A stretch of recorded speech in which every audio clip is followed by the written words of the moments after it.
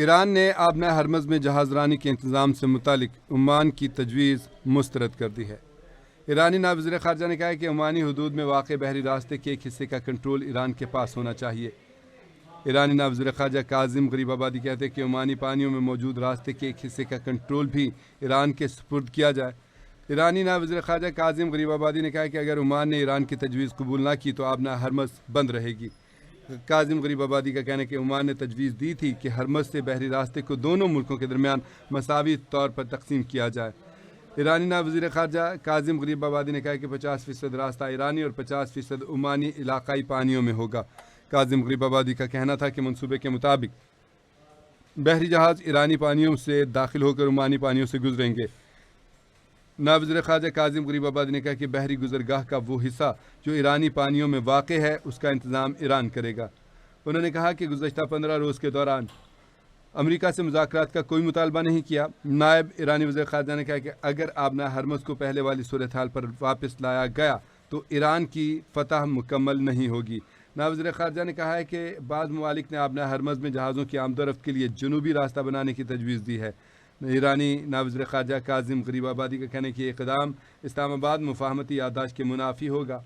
ایران نے آبنہ ہرمز میں جہاز رانی کے انتظام سے متعلق عمان کی تجویز مسترد کر دی ہے، اور ایران کے نائب وزیر خارجہ کاظم غریب آبادی نے واضح طور پہ کہا کہ عمانی حدود میں واقع بحری راستے کے ایک حصے کا کنٹرول ایران کے پاس ہونا چاہیے۔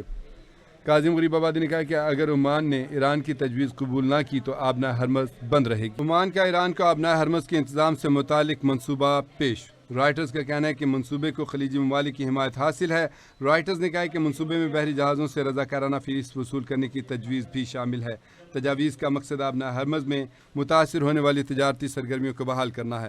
رائٹرز کا کہنا ہے کہ ایران چاہتا ہے کہ آبنہ ہرمز کا انتظام عمان کے ساتھ مل کر کیا جائے۔ رائٹرز نے اپنی رپورٹ میں کہا ہے کہ ایران چاہتا ہے کہ آبنہ ہرمز میں جہازوں سے سروس فیس وصول کی جائے۔ رائٹرز نے کہا ہے کہ امریکہ کا موقف ہے کہ جنگ سے پہلے کی صورتحال بحال ہونی چاہیے۔ ایرانی حکام کہتے ہیں کہ آبنہ ہرمز کے ایک سمت کی بحری آمد و رفت ایران، دوسری سمت عمان دیکھے۔ خلیجی ذرائع کہتے ہیں کہ عمانی منصوبے کے تحت ایران کا آبنائے پر مکمل اختیار حاصل نہیں ہوگا۔ خلیجی ذرائع کا کہنا ہے کہ جہازوں سے وصول کی جانے والی فیس لازمی نہیں بلکہ رضاکارانہ ہوگی۔ خلیجی ذرائع کا کہنا ہے کہ یہ نظام ایشیا کی آبنائے ملاکا میں موجودہ طریقہ کار سے مشابہ ہوگا۔ خلیجی ذرائع بتاتے ہیں کہ آبنائے ملاکا میں انڈونیشیا، ملائیشیا، سنگاپور یہ رضاکارانہ تعاون وصول کرتے ہیں۔